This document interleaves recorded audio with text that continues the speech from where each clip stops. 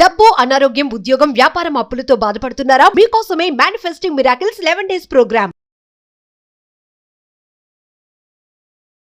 అమ్మ నమస్తే. నమస్తే అమ్మా. చాలా రోజులు అవుతుందమ్మా మీతో మాట్లాడి నేను కూడా చాలా రోజులు అవుతుంది. అవును. ఈ రోజు ఎట్లయినా సరే నేనే కూర్చొని మీతో మాట్లాడాలని డిసైడ్ అయిపోయాను అనమాట. నాకు సంతోషంగా ఉంది. అమ్మా తర్వాత ఒక విషయం అమ్మా, పిల్లల్ని ఏ వయసు వరకు తల్లిదండ్రుల మధ్యలో పడుకోబెట్టుకోవచ్చు అమ్మా, వాళ్ళ మధ్యలో ఉంచుకోవచ్చు అంటే పిల్లలకి ఊహ తెలిసేదాకానమ్మా. ఆహా. ఎందుకంటే మధ్యలో పిల్లల్ని పడుకోబెట్టుకున్నప్పుడు తల్లిదండ్రులు అన్నారు కదా, పిల్లలకైతే తల్లిదండ్రులు, కానీ వాళ్ళకైతే భార్యాభర్తలు కదా, అంతే కదా. అంతే కదమ్మా. మరి భార్యాభర్తలుగా ప్రవర్తించేటటువంటి సందర్భాన్ని పిల్లలు గమనించే వయస్సు వచ్చే వరకు పర్వాలేదమ్మా. అర్థమైంది. లేకపోతే పిల్లలు రకరకాల భావాలకు లోనవుతారు. ఉదాహరణకి తల్లి మీద తండ్రి చెయ్యి వేశాడు అనుకోండి, ఏమక్కర్ల ఊరికే ఇట్లా చెయ్యి వేస్తే కూడా పిల్లలకి పొజిటివ్ ఫీలింగ్ ఉంటుంది. మనం ఎవరి మీద వేసినా ఊరుకోరు కదా. మనం వెళ్ళి అమ్మ మీద చెయ్యి వేయంగానే బిడ్డకి వెంటనే మా అమ్మ అంటాడు అని. అట్లాగే తండ్రి కానీ తల్లి మీద ఊరికే మాట వరుసకి పెద్దవాళ్ళు ఎదురుగా ఉన్నప్పుడు కూడా, అవునవును, అట్లాంటప్పుడు కూడా అలా చెయ్యి వేస్తే వాళ్ళు కొద్దిగా అని ఫీల్ అయ్యే భావం ఉంది కదా, అప్పుడు తండ్రి మీద వ్యతిరేక భావన కలుగుతుంది. లేదంటే తల్లి కొద్దిగా తండ్రిని ఆదరణగా చూసినట్టు కనిపిస్తే అప్పుడు తల్లి మీద కూడా కలుగుతుంది, తండ్రి మీద, ఇద్దరి మీద. అందువల్ల అంటే అందరికీ కలుగుతుంది చెప్పలేం, కొంతమందికి. కనుక అటువంటిది కలగకుండా చూసి ఈ భావనలు పొందే వయసు వచ్చే వరకు ఉంచచ్చమ్మా. కొంతమంది పిల్లలు 5-6 నెలలకే ఇలా గమనిస్తూ ఉంటారు, కొంతమంది ఏడాదైనా వాళ్ళకి అర్థం కానట్టే ఉంటారు. అందువల్ల పర్వాలా. మామూలుగా చెప్పాలంటే యావరేజ్గా 2 ఏళ్ళు 2.5 ఏళ్ల తర్వాత నిద్రపోయే వరకు దగ్గర పడుకోబెట్టుకున్నా, వాళ్ళు ఒక్కసారి అంటూ నిద్రపోయిన తర్వాత పక్కనున్న ఇంకొక దగ్గరనే ఇంకొక మంచం వేసి దాని దగ్గర పడుకోబెట్టాలి. కానీ ఇద్దరి మధ్య పడుకోబెట్టుకోవడం అన్నది అంత శ్రేయస్కరమైనటువంటి పద్ధతి కాదు అమ్మ. ఫారిన్ కంట్రీస్లో మనం చూసుకుంటే వాళ్ళకి సపరేట్గా ఒక రూమే పెట్టేస్తారు. అది అంటే గబుక్కున్న నైట్లో భయం అనిపించినా, ఏదైనా పీడకలలు వచ్చినా, అమ్మో అట్లా ఎట్లా పడుకోబెట్టేస్తున్నారా అనిపిస్తుంది మనకి. అవి పిక్చర్స్ కానీ జనరల్గా చూసినప్పుడు కానీ రూమ్ కరెక్ట్ కాదు కదా, ఏమంటారు మీ ఉద్దేశం? రూమ్ కరెక్టే కాదు కదమ్మా. కొంత వయసు వచ్చేదాకా, అంటే దరిదాపుల్లో ఏడాది వచ్చేదాకా, కనీసం 10 నెలలు వచ్చేదాకా తల్లి పక్కన పడుకోబెట్టుకోవాల్సిందే. చిన్న పిల్లలు ఓకే అమ్మా, నేను ఒక 10 సంవత్సరాల లోపు అయితే ఏంటి? 10 సంవత్సరాల లోపు అయితే మీరు అనేది. ఎందుకంటే తల్లిదండ్రులు మాకు దగ్గర ఉన్నారు అనేటటువంటి ఒక భద్రతా భావం చాలమ్మా వాళ్ళకి, దగ్గరికి ఏమి చేసినా చేయకపోయినా. కానీ అలాగని చెప్పి వీళ్ళు పిల్లలు దగ్గర ఉండగా తల్లిదండ్రులు కొంచెం దగ్గరగా ఉన్నట్టయితే వీళ్ళు భరించలేరు. వేరే రూమ్లో పడుకోబెట్టడం కన్నా, మనకి పూర్వకాలం ఎలా ఉండేది, పెద్దవాళ్ళకు మంచం ఉండేది, దాని కింద ఇంకో చిన్న మంచం ఉండేది, ఆ మంచం లాగి పిల్లల్ని పడుకోబెడుతూ ఉండేవారు. అంచేత కావాలంటే దాన్ని కొంచెం పక్కకు పెట్టుకున్నా వాళ్ళకి అమ్మా నాన్న ఉన్నారని తెలుస్తుంది, కానీ కనపడదు కదా. ఆ విధంగా చేయవచ్చు. అనేక రకాలైన మార్గాలు ఉన్నాయి. కానీ పిల్లలకి తల్లిదండ్రుల యొక్క చేష్టలు రాత్రిపూట కంటపడడం మంచిది కాదమ్మా. ఓపెన్ గా చెప్పాలంటే అంతే. అస్సలు అది వాళ్ళల్లో రకరకాల భావాలు కలిగిస్తుంది. ముందర తల్లి మీద కానీ తండ్రి మీద కానీ వ్యతిరేక భావన కలిగించడంతో పాటు అటువంటి చేష్ట వాళ్ళు కూడా చేసే ప్రయత్నం చేస్తే అదే ప్రమాదం కదా. అంచేత వాళ్ళ కళ్ళెదురుగా ఉండకూడదు. కానీ నిద్రపోయే వరకు పిల్లల్ని దగ్గర పడుకోబెట్టుకోవడం అన్నది ప్రధానమైనటువంటి అంశం. ఎందుకంటే భద్రతాభావంతో పడుకుంటారు. ఆ తర్వాత వాళ్ళని పక్కకు జరపచ్చు. నిద్రపోయిన తర్వాత ఎత్తుకుని పడుకోబెట్టచ్చు, లేదంటే వాళ్ళని నిద్ర బాగా వచ్చిన తర్వాత లేచి పక్క పడుకోనన్న అంటే పక్కకు వెళ్తారు, అదేం పర్వాలేదు. కానీ అప్పటి వరకు మాత్రం అది శ్రేయస్కరమైనటువంటి పద్ధతి కాదు విడిగా పడుకోబెట్టడం. ఇప్పుడు ఆ దేశాల్లో కూడా అంగీకరిస్తున్నారు కదా, కొంతవరకు తల్లి దగ్గరే ఉండాలి, ఆ తర్వాత వేరే గదుల్లో పడుకోబెట్టడం కూడా సరైన పద్ధతి కాదని. ఆ తర్వాత ఏమవుతోంది, వాళ్ళకి ఒంటరిగా ఉండడం అలవాటైపోయి అసలు ఇంకొకళ్ళ గురించిన ఆలోచన కానీ పట్టించుకునేటటువంటి లక్షణం కానీ లేకుండా తయారవుతున్నారు. నేను ఇప్పుడు అదే పాయింట్ అడగాలనుకుంటున్నాను. ఇప్పుడు నైట్ అంతా ఒక్కళ్ళే ఉండటం వలన ఇంకా మిగతా వాళ్ళతో కలవలేకపోవటం, ఎక్కడికి వెళ్ళినా అడ్జస్ట్మెంట్ అనేది లేకపోవటం, ఇలాంటి ఇష్యూస్ ఉంటాయి కదమ్మా. చాలా ఉంటాయి. అసలు పక్కన ఇంకోళ్ళు తగిలితే ఉండలేకపోవడం. ఇరిటేషన్ వచ్చేస్తుంది అది. వాళ్ళకి. దాంతో కొంత వయసు వచ్చేటప్పటికి 11, 12 టీన్స్‌లోకి వస్తారు కదా! ఆ, టీన్స్‌లోకి వచ్చేటప్పటికి ఎవరైనా ఇలా ముట్టుకోగానే వాళ్ళకి వెంటనే ఆ స్పర్శ తాలూకు అనుభూతి కలిగి ఆ స్పర్శ కోసం వెంటపడడం.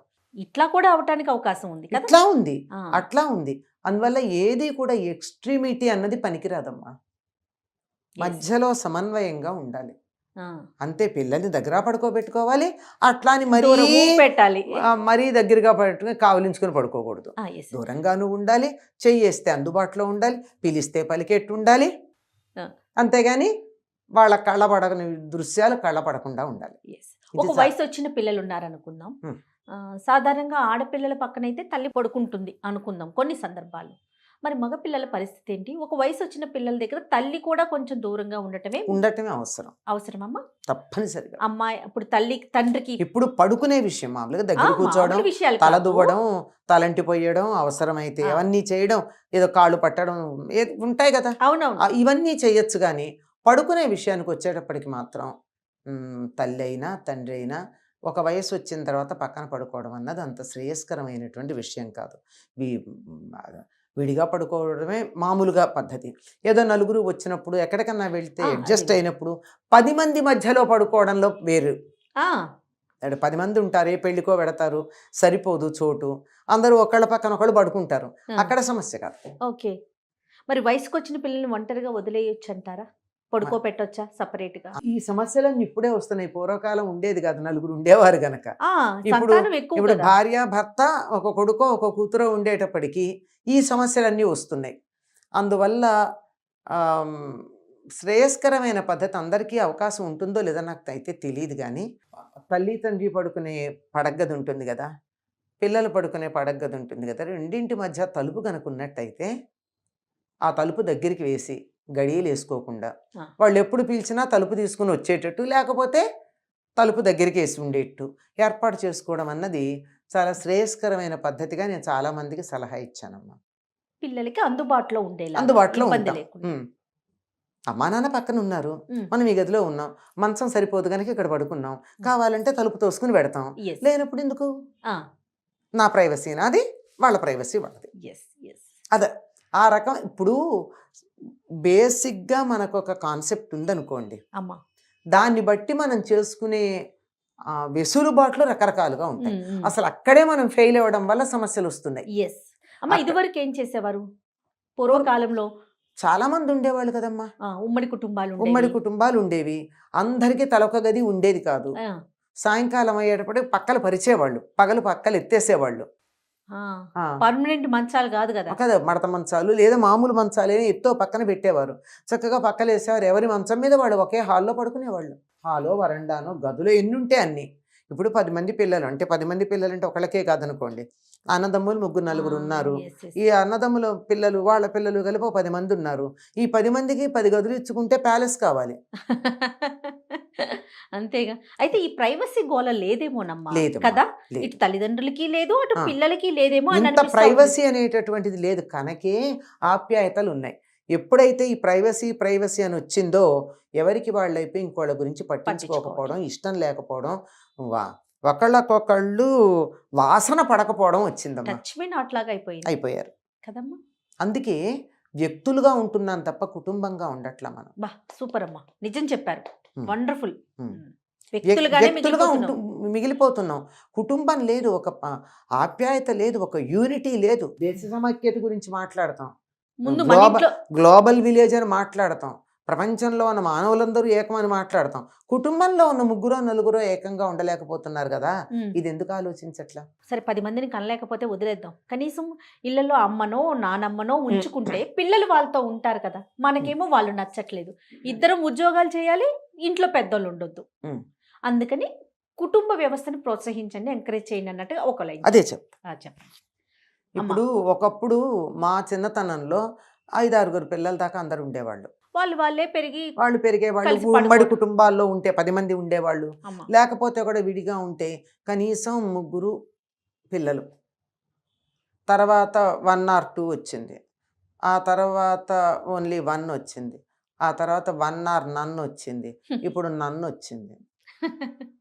మాకు పిల్లలు వద్దనుకునే వాళ్ళు ఎంతమంది లేరమ్మా? అవునవును, చూస్తూ ఉన్నాం కదా. ఇలా వచ్చేసింది దేనివల్ల అంటే ఒక రకమైన అభద్రతాభావం పేరెంట్స్కి, పిల్లలకు కాదు. అమ్మా. మేము పిల్లల్ని పెంచలేం, ఇది పిల్లలంటే బాధ్యత, వాళ్ళని చూసుకోలేం. చూసుకోలేకపోతే ఎందుకు చూసుకోలేరు? ఉద్యోగం దేనికి? మేము బాగుండడానికి. ఇవాళ బాగున్నాం, రేపటి సంగతి ఏమిటి? అది ఆలోచించట్లేదమ్మా. ఆలోచించట్లా. ఆ, అసలు దీనికి అంతటికి గొప్ప పరిష్కారం ఉండనే ఉంది. నేను ఎప్పుడూ నా విద్యార్థులకు చెప్తూ ఉంటాను, వాళ్ళు చాలామంది నాకు ఫీడ్బ్యాక్ కూడా ఇస్తారు. అమ్మా. మీరు మీ అత్తగారినో అమ్మ అంటే ఆ ఆడపిల్లలకైతే అత్తగారు, అబ్బాయికైతే అమ్మ, ఆ, అత్తగారినో అమ్మగారినో ఇంట్లో పెట్టుకోండి. ఏమవుతుందంటే ఒకవేళ ఒక అత్తకి కోడలు పరాయిది, తిడుతుంది, విసుక్కుంటుంది, నో ప్రాబ్లం. ఉమ్, నీ పిల్లల్ని తన వాళ్ళుగా చూసుకుంటుంది కదా, ఒక నానీ కన్నా బెటర్ కదా, ఒక ఆయా కన్నా బెటర్ కదా. Why don't you think like that? yes, నువ్వు ఎంత exactly. విజిలెన్స్ పెట్టాలి ఒక ఆయానో నానీనో పెడితే? అవును. వాళ్ళు ఏం చేస్తున్నారో ఏం తెలుసు? వచ్చేప్పటికి నీట్గా ఉంటారు పిల్లలు, అంతే ఆలోచిస్తున్నారు. కానీ ముందు మరగట్లేదు. జాగ్రత్త కదమ్మా. ముందు ఇప్పుడు ఈ జాగ్రత్త. రోజుకి ఇంటికి సంబంధించి వచ్చేటప్పటికి కొంచెం ఆలస్యం అయింది, ఆలస్యం అయితే అత్తగారు తిడుతుంది, ఏమిటి నీకు ఇంట్లో పిల్లలు లెక్కలేదా, ఇంత ఆలస్యంగా వచ్చావని. ఒక నిమిషం ఊరుకో, అయిపోతుంది. చూడలేక అన్నది. ఆఫీస్లో బాస్ తిడితే పట్టలేదా, అత్తగారు తిడితే ఏం మాయరోగం పడ్డానికి? బాగా చెప్పారమ్మా. నీకు నీ అత్తగారికి పడకపోవచ్చు, there is no doubt about it. అంటే ఎందుకంటే చాలామంది విషయంలో. అవునవును. కానీ నీ పిల్లలు ఆవిడ మనవాళ్ళు మనవరాళ్ళు కదా, ఉమ్. వాళ్ళని చూసుకుంటుందిగా. వాళ్ళ కోసమైనా కాంప్రమైజ్ కావాలి కదా. అది చెప్పింది. నీ పిల్లలకి ఎంత భద్రతాభావం ఉంటుంది నానీ కన్నా. ఏమవుతున్నది, వాళ్ళు ఏమంత తెలివిగల వాళ్ళు ఉంటున్నారమ్మా. ఉమ్, ఉమ్. ఈ మన పిల్లల తెలివి తక్కువతనానికి నానీల పెంపకమే కారణం. వాళ్ళ స్థాయిలోనే ఎదుగుతున్నారు పిల్లలు. అవును, మెంటల్ స్టాండర్డ్ అంతకన్నా ఎదగట్ల. అవును, అవును. మరి అందువల్ల దీనికన్నా ఎక్స్పీరియన్స్డ్ మన కుటుంబాల్లో ఉన్నవాళ్ళు, ఎంత లేదన్నా ఇంతో అంతా చదువుకున్న వాళ్ళు, వాళ్ళు అవును. అనుభవం కలిగిన వాళ్ళు, వీళ్ళు ఏదో ఒకటి మన పిల్లలు అనే ఉద్దేశంతో ఉంటారు. వాళ్ళ దగ్గరికి వదిలేసినట్టయితే చాలా విషయాలు నేర్చుకుంటారు, మనం నేర్చుకొని ఎన్నో విషయాలు నేర్చుకుంటారు. ఉమ్. కనుక కొద్దిగా ఆలోచించండి. ఎంతసేపు వాళ్ళు మనకి బరువు అని అనుకోకుండా, ఉమ్. ఇటు అమ్మనైనా అత్తగారినైనా ఎవరైనా ఎవరో అనుకోండి, ఒకరిని ఇంట్లో పెద్దవాళ్ళు. ఎవరో ఒకళ్ళు పెద్దవాళ్ళని, వాళ్ళని మూటలు, బరువులు, బస్తాలు అనుకోవద్దు. ఇదే కదా టెర్మినాలజీ వాడుతున్నారు చాలా అవునమ్మా, భయంకరంగా. అవునమ్మా. వాళ్ళ వల్ల మనకి మేలు జరుగుతుందన్న ఒక్క దృష్టితో think about the problem from other side. వాళ్ళ వైపు నుంచి ఆలోచించాలి. వాళ్ళ వైపు నుంచి, మన వైపే, మనమే, అంతేనా? వాళ్ళదేం కాదు, మనమే. వాళ్ళు ఉంటే మనకి బరువు అనుకునే దగ్గర ఆ. నుంచి వాళ్ళు ఉంటే మనకేం లాభం అన్న దృష్టిలోంచి yes. ఆలోచించుకున్నట్టయితే ఆ, బాగుంటుంది. ఇప్పుడు పిల్లలు వాళ్ళ దగ్గర పడుకుంటారు, ఆడపిల్ల అనుకోండి, మేనత్తో నాయనమ్మో వాళ్ళిద్దరూ ఒక గదిలో పడుకుంటే ఆ పిల్లకి భద్రత, మీరు హ్యాపీగా ఉండొచ్చు. yes. అంటే వీళ్ళ సుఖాన్ని చెడగొట్టే వాళ్ళు కూడా ఉంటే ఉండొచ్చు, ఆ, ఎక్కడా ఉంటారు. yes. ఇప్పుడు అందరూ అలా ఉంటారని చెప్పలేం, అలా ఉండరని కూడా చెప్పలేం. అందువల్ల మన జాగ్రత్తల్లో ప్రతి సమస్యని మనకున్నటువంటి పరిస్థితుల్లో మనకి చేతనైన రీతిలో దాన్ని పరిష్కరించుకునే ప్రయత్నం చేయాలి. Every problem is unique. చాలా బాగా చెప్పారమ్మా. నమస్తే. సుమన్ టీవీలో మీ పర్సనల్ అండ్ బిజినెస్ ప్రమోషన్స్ కోసం కింది నెంబర్కి కాంటాక్ట్ చేయండి.